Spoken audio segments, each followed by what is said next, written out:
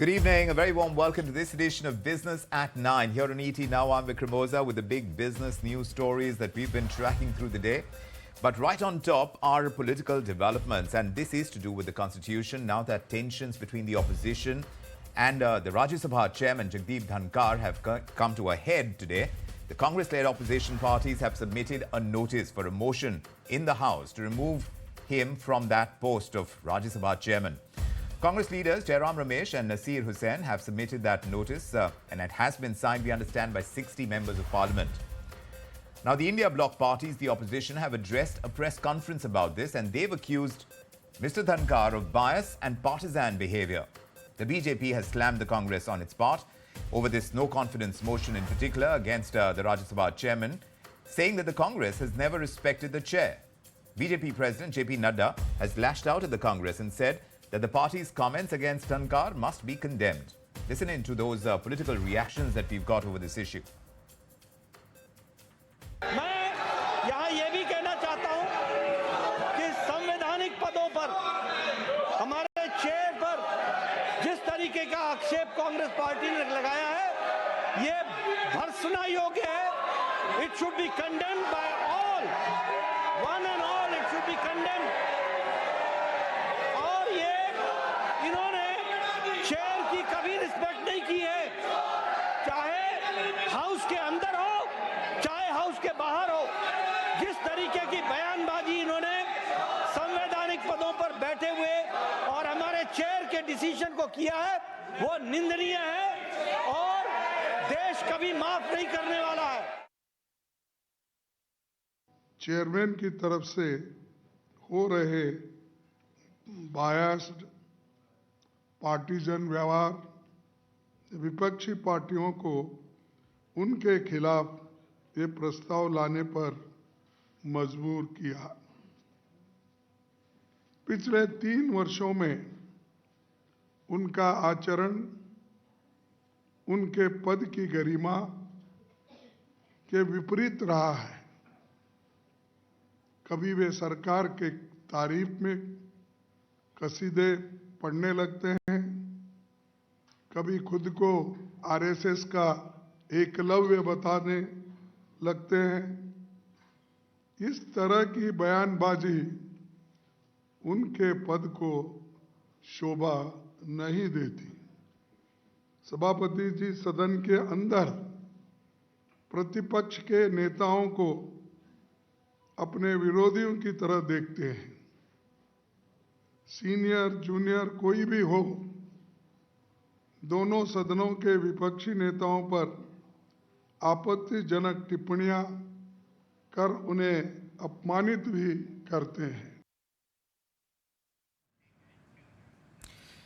There are charges and counter-charges. Now, the Congress-led opposition's no-confidence motion against the Rajya Sabha chairman Jagdeep Dhankar, that's the issue that we're discussing tonight. Senior lawyer Swapnil Kothari is with us. He practices in the Bombay High Court and the Supreme Court. Mr. Kothari, thanks for making the time for speaking with us. Firstly, is this no-confidence motion only symbolic in nature, or can it achieve anything more substantial? Because clearly the opposition doesn't have numbers in their side.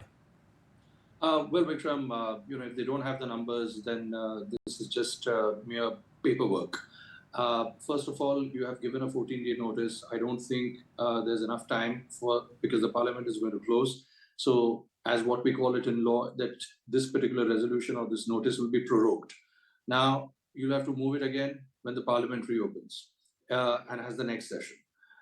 Apparently, Article 67 of the Constitution clearly points out that if you want to impeach the Vice President, which in simpliciter terms means that you want to remove him, which is what these people are trying to do, you need to have a majority of the Rajya Sabha because he's obviously the chairman of the Rajya Sabha in the sense that he's the chairman of the Council of the States, apart from being the Vice President as well.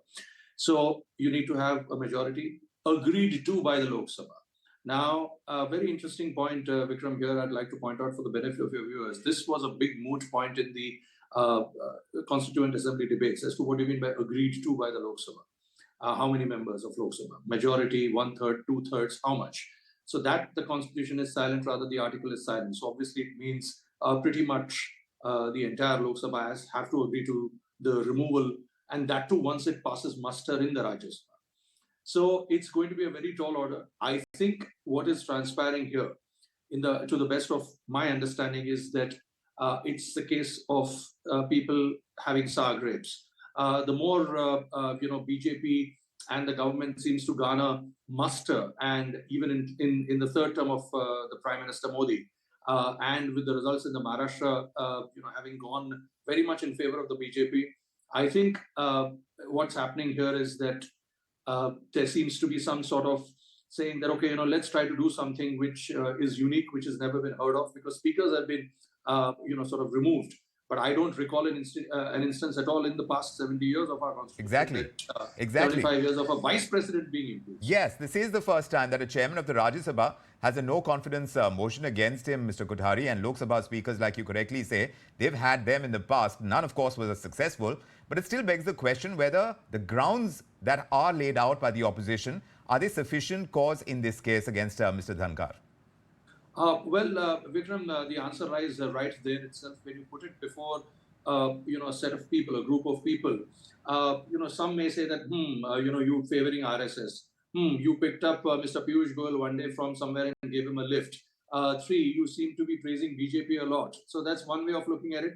A neutral person or a more objective person will say, okay, well, any human being, and this is something which is there even with the judges of the courts. We face, every judge has a predilection or a preference for something or the other. As long as that does not intervene or intrude upon his ability to render justice or to hear a case, I think people should be fine with it. And we lawyers are also fine with the fact. We also know the predilections of any particular judge when we argue before that person. So, as long as it does not interfere in the administration of justice. So likewise, as long as the vice president does not do something which is detrimental openly to the Congress, or even covertly or overtly, as let me put it that way. Yes, but that's the allegation, Mr. Kothari. The allegation by the opposition is that he shows bias in the functioning of the upper house, that important matters are not being allowed to be tabled. The opposition's matters are not being allowed over there, and that is partisan behavior that they are talking about. Vikram, then they'll have to prove that, because they'll have to have cogent evidence of that fact, whatever they are alleging, because here you are trying to remove the vice president. It's not some, low position here. It's a very, very high position. And I always look at it from the precedential perspective, Vikram, because what happens is that suppose this kind of a thing passes muster, if at all, then what sort of a bearing does it have on the democracy as such that, something of this nature did pass muster? How did it pass muster? What impact will it have on the future of the country? And if at all this person was, biased as alleged. So you have to have cogent proof to show. If you recall that even the Chief Justice of India, there was an impeachment motion that was moved earlier saying that he, gobbles up all the prime matters. And, some of the matters don't seem to be coming to the other judges and all of those things. But that never saw the light of the day and it was withdrawn. Ultimately, it did not go through, because I think wiser counsel prevailed as far as that aspect was concerned, and there was no realistic evidence to that effect. And ultimately, as per the Constitution and as per the rules of the Supreme Court, the Chief Justice is the master of the roster. Right. So, likewise here, you have to prove it. So how do you prove it? Allegations in the air. Where do you prove it? And in what form? What's the process for it legally? Right. So correct. So you're putting it in the parliament, where the parliament is saying that, okay, 14 days notice has been given. Let's call it. Let's hear this resolution out. Okay, what do you have to say, Mr.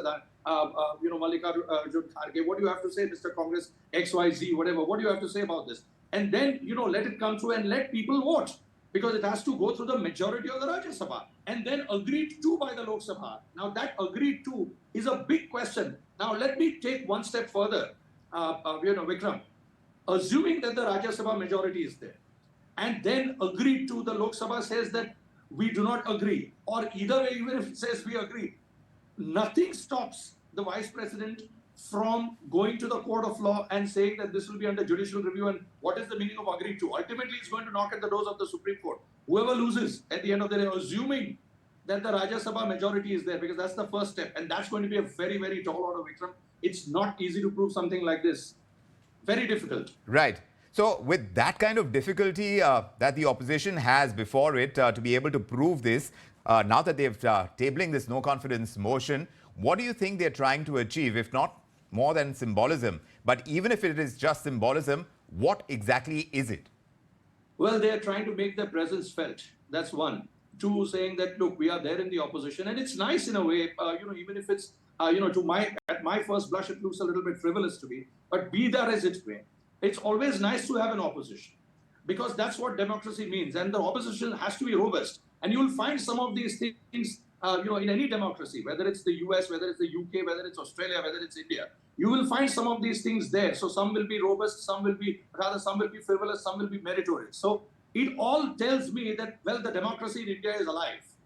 That's all I will take a look at it at the end of the day, regardless of what happens in this. According to me, first blush, this no confidence motion is not going to see the light of the day. It's not going to reach its expected fruition. Let's put it that way. But it tells me that, okay, the opposition is there. We know hum nahi harenge. We are there. We are there to bring out points. We are there to attack you. We're there to assail your policies. We are there to tell you that, look, we don't agree with everything that you do.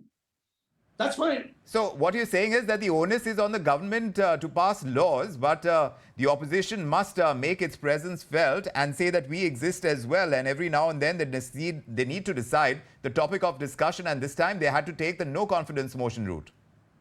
Well, Vikram, that's what they've decided to do. I don't know. There could be many other things that they could have taken it up, but to challenge suddenly the vice president and to do that, it sounds a little too far-fetched to me. But there's always a first. So I want to be neutral on your channel, or as I am always on the any other channel, and give a balanced perspective. Yes. So neutrality is something that they're asking of the Rajya Sabha chairman as well. And that's what this no confidence motion is about. But do you think it is going to create a deeper wedge between the government and the opposition, this route that the opposition is taking? Well, I remember, one of the dialogues from the late, the very early movie Andhi, where, somebody asks Suchitra Sen that why do these people oppose you? Everything that you do. She simply answers, because they are in the opposition. So, that's the answer right there. Their job is to oppose. Now, what they oppose, whether they beef it up, what merit does it have, whether it even goes to the doors of the courts, if at all, I hope it doesn't. But there's always a, let me tell you, in my past 30 years of practice, Vikram, I've been learning a lot, many new things. I've never heard ever before 10 years the Supreme Court ever being discussed. But now, it's being discussed in as much as I don't like it. But, well, these are the times. Talking about the first, apex court Mr. was always Kothari, beyond reproach. Yeah, so now we are seeing many more firsts than you perhaps have seen as far as the legalities of the country are concerned. But the crucial constitution debate, that's also a first. It's scheduled now for the 13th of December. Disruptions have been going on, and we're seeing that derail any meaningful discussion on this pivotal topic of the constitution. But tell us what you're expecting there. Well, let's see what happens, because you see, there's always, a constitutional bench is going to sit over any constitutional debate or topic of very high importance. Yeah. Now, how the judges view it, I think what the previous CJI did Mr. Chandrachud, was he gave some fantastic constitutional judgments to preserve the constitution, to animate it, to oxygenize it, to give it a rather futuristic perspective. Now, the current CJI is also a very, very dynamic person. Now, which bench hears which constitutional debate? And there are quite a few in the pipeline, let me tell you that. And we are all looking at it in a very, very, anticipatory fashion, in the sense that many aspects and many perspectives will come out and will, sort of tell the lawyers, and not only the lawyers, but even the people of the country, that, well, this is a democracy which is vibrant. It is not somnolent. It does not bow down to any past precedents just for the heck of it. Yes, it follows traditions, because we are Indians, we have a certain culture, but we even set traditions. Right. So there's always new vistas coming up. Yes. And you and I will, have a great time in the next 6-7 months, where the CJI is going to be there, and even thereafter. But these 6-7 months are going to be quite eventful. Well, eventful is right, but so long as business happens in the Houses of Parliament, Parliament remains in turmoil. The stakes are rising for both sides, and they're getting higher. The opposition clearly doubling down on allegations of bias, while the BJP is questioning their motives. But amidst all this noise, the bigger question, Mr. Kothari, still looms. Are we losing sight of the issues that truly matter to the people? Are they getting discussed? And we'll egg on over that important question here on ET now. But for the moment, let me leave it there. Senior lawyer Swapnil Kothari joining us on this discussion with his perspective. Thank you very much for making the time. Thanks. We'll take a very quick breather now. On the other side, we talk about Tesla. It's making that second attempt to enter the Indian market. And will Musk's EVs finally charge into India? That's the big question now as they scout around for showroom space in the Delhi NCR region. More on that coming up on Business at 9.